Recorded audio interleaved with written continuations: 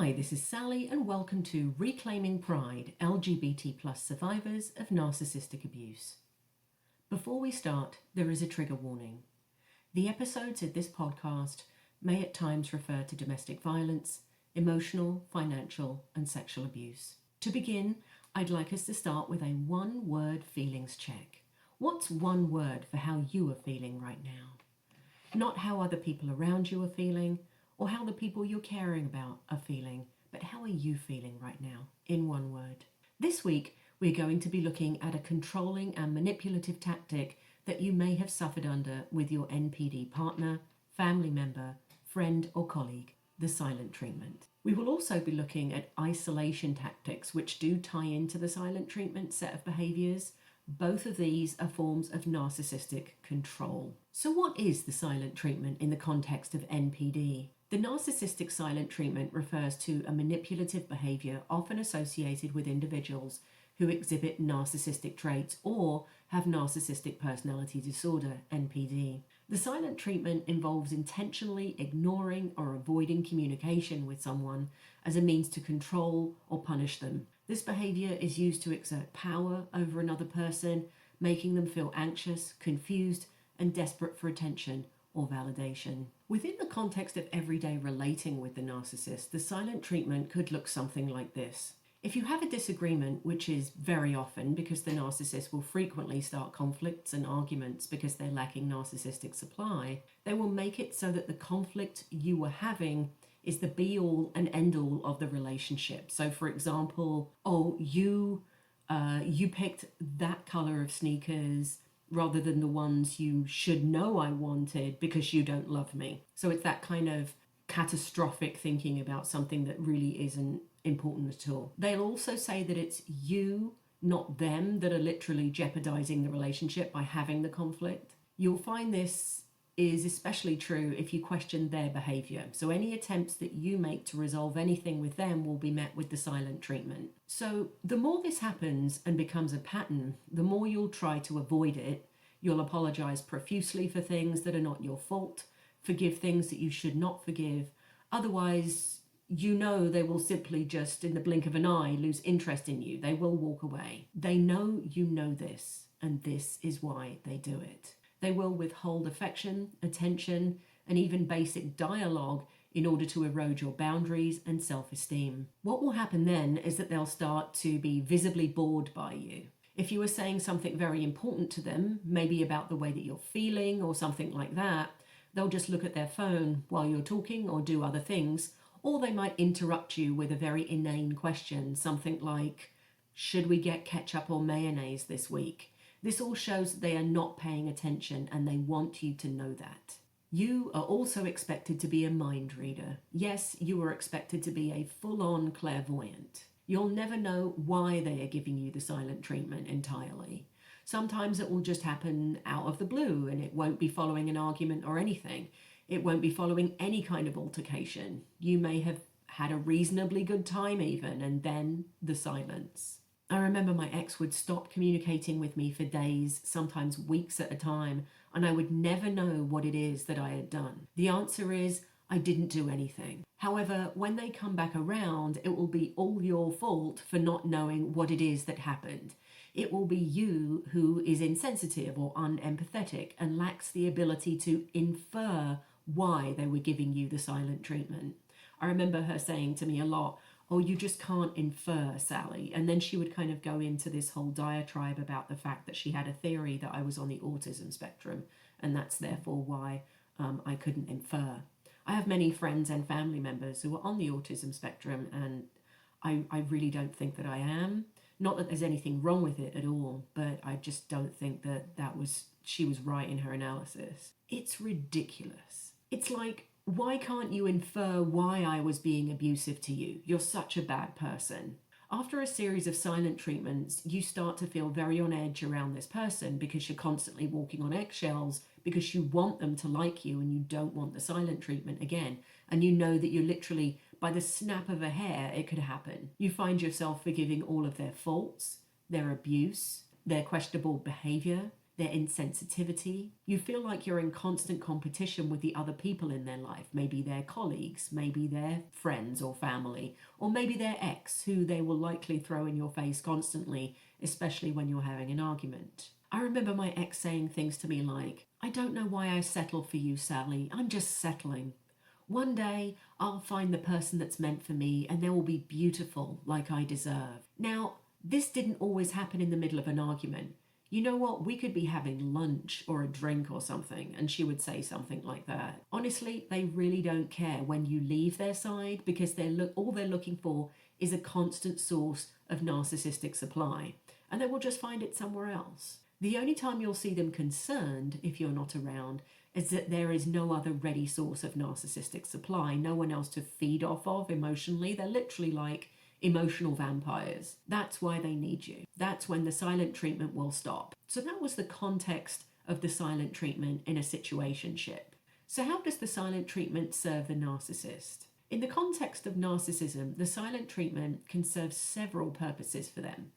So the first would be control and manipulation. So narcissists use this silent treatment to gain control over your emotions and actions by withholding communication and attention. They manipulate your behavior and emotions. They force you to seek approval and validation from them in order to keep the back and forth flowing, even though there really is no back and forth. It's only kind of a send and no receive, because all they do is talk about themselves. The second is maintaining a sense of superiority. So narcissists often have an inflated sense of self-importance and entitlement.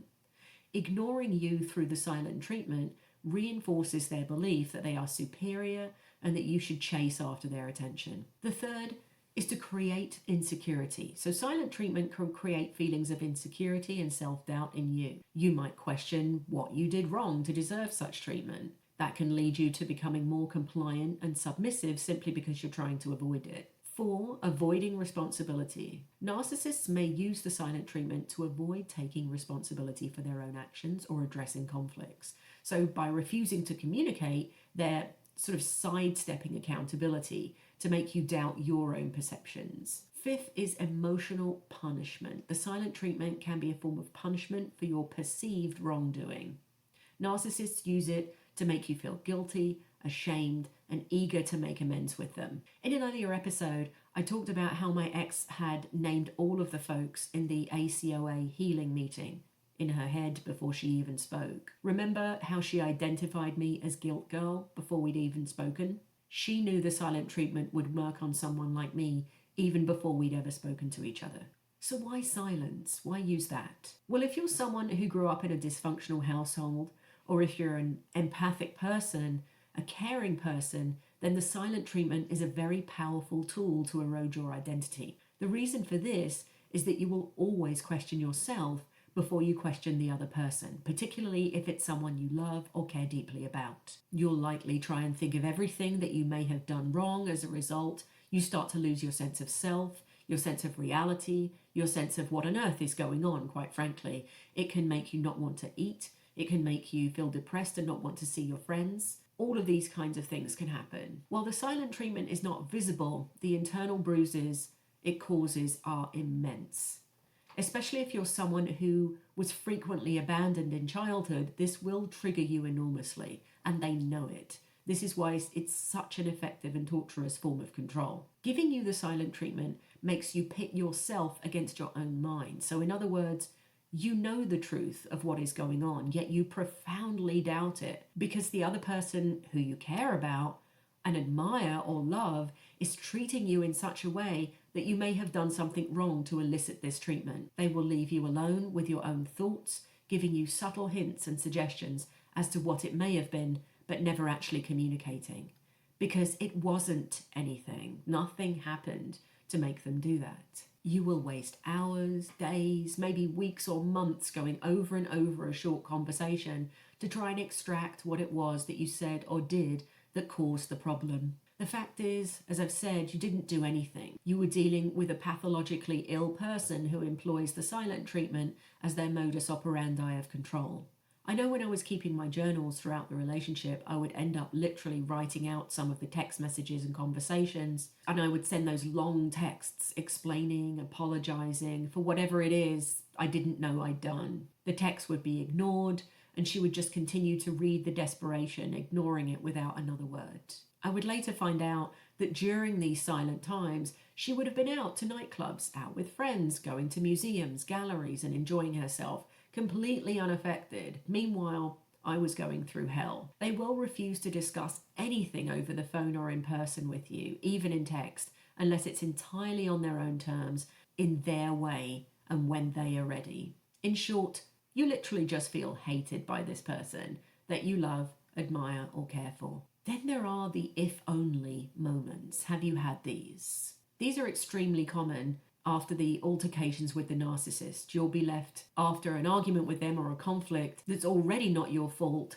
still questioning yourself and wondering, if only I hadn't said that thing that I said, or if only I hadn't come home at 5:30 but I should have come home at 5. If only I hadn't gone to that conference for work, they wouldn't have gone to that nightclub and met that person. If only I picked out that other card for them instead of the one I bought for their birthday, we'd still be talking now. If only I hadn't asked them to stop criticizing me, and then we'd still be talking. If only I'd pretended everything was okay the last time they verbally abused me, then everything would be fine and they wouldn't think I was so needy. If only I'd had sex with them when I didn't want to, everything would be okay right now. And on and on and on. I remember in my situation, she would often say that she wanted a deep, strong partnership type of love from me. And yet that's exactly what I was giving. I couldn't have given any more or any harder, and yet it was never enough. It's very clear to me now that she would actually never be capable of receiving anything remotely like that kind of love from anyone. The fact that it is your entire relationship to be hanging on a few if-onlys, well, then that's no relationship at all. It's an abusive situationship where the other person is constantly making you blame yourself for things that they had started, for faults that actually they have, and for the abuse that they are putting you through. This is like walking on a razor's edge to please someone who can never be pleased. Now I want to kind of pan out to the bigger picture and look at isolation and how that is used by the narcissist. Let me ask you something. Have you lost touch with friends that you had had prior to the narcissist coming into your life? Did the narcissist drive a wedge between you and your family members? Did you stop doing some of the things that you loved while you were with the narcissist? Did your hobbies, needs, then embarrass you in front of the narcissist, and therefore you stopped doing them because you were mocked for doing them? If the answer to any of these questions is yes, then you have been isolated by this person. Isolation by the narcissist is both insidious and debilitating. They will actively work to alienate you and even their own children from the static of the outside world. I think one of the primary things here is that the narcissist knows that if the outside world knew what was going on with you and them, the narcissist would be in trouble. One of the other major components of this form of isolating someone is utter control. The narcissist will consistently need control over people around them, especially the people who are closest to them, because they feel an utter lack of control inside themselves. So to try and explain this form of isolation to someone is very difficult unless you've also experienced being in an abusive relationship where someone has tried to isolate you in this way. As survivors, once we're free from the narcissist, we tend to struggle even then to understand what it is we've just been through, and let alone trying to communicate it to somebody else. I think for myself, I've only just got to the point where I've stopped blaming myself for a lot of what happened in that relationship, and it's been over 2 years since it ended. Even towards the beginning of your relationship, the narcissist will dig and dig to try and win your trust and try and find things out about you, about your family of origin, about your friends, about your former relationships. What they will then do with that is they will use it against you and throw it at you at any given time. You just cannot trust them with anything intimate. You literally cannot trust them at all. For me, I remember this meant often that my ex would throw my parents' dynamic at me. She would look at me and say, when she was trying to cause an argument, and I would respond, try and justify, defend myself. Oh, look at little Sally trying to create the dynamic that her parents had. It's your parents all over again, and that's what you're trying to do. You're trying to create that here with us. Meanwhile, this is someone who on my 40th birthday followed me down the street in New York and yelled, Yes, and that's why I had to hit you. She was referring to the fact that I'd taken my own debit card to work with me that week in my purse. But I was isolated from people at that point. I was scared of telling anyone anything because she would find out. I was also scared and embarrassed because I had a high-powered job. I was also a teacher. I was an executive. This isn't something you necessarily want the people at your job to know. The narcissist views your friends and family as a threat to their false sense of self, to their mask that they wear. They will also attempt to undermine supportive relationships that you have and even their own children have with relatives, friends, teachers, coaches, those sorts of people.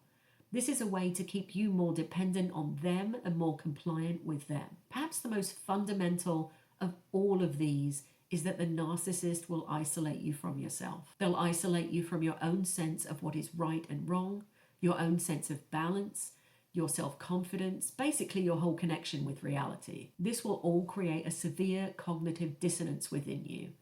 I mean, what you perceive to be true and what the narcissist tells you is happening, or who the narcissist is telling you that you are. All of this makes you confused. It makes you doubt yourself. You even start to doubt other people, your friends, your family, and that's how it works. That's how they do it. It is important to note that not everyone who employs the silent treatment or silence is a narcissist. People might use this tactic for various reasons. This might include personal coping mechanisms, an introversion tendency, relationship conflict, maybe someone stepping away from it because it just feels unsafe. However, in the context of narcissism and NPD, the silent treatment is part of a broader pattern of manipulative behaviors that serve the narcissist's need for control, admiration, and validation. It's actually part of the cycle of abuse within the NPD spectrum. Now, I know that that was a lot of information, and it may even have kicked up a few things for you. So what I'd like to do is take a quick break, and then we'll be back with the journal entry for you on this week's topic.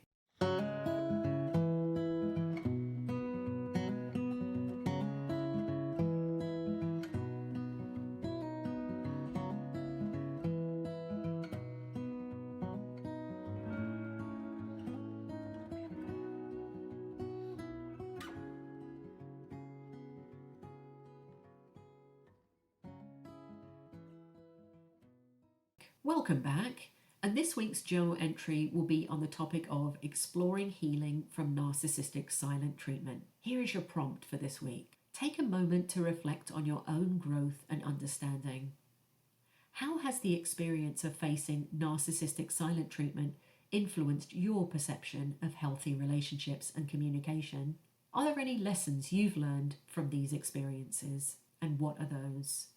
Please note, this podcast is not intended to replace professional therapy or counselling. It serves as a supplementary resource for support and encouragement. Listeners, you are encouraged to seek professional help if needed. I did, and it still works for me every day. Stay tuned, and I look forward to healing with you next time. Bye-bye.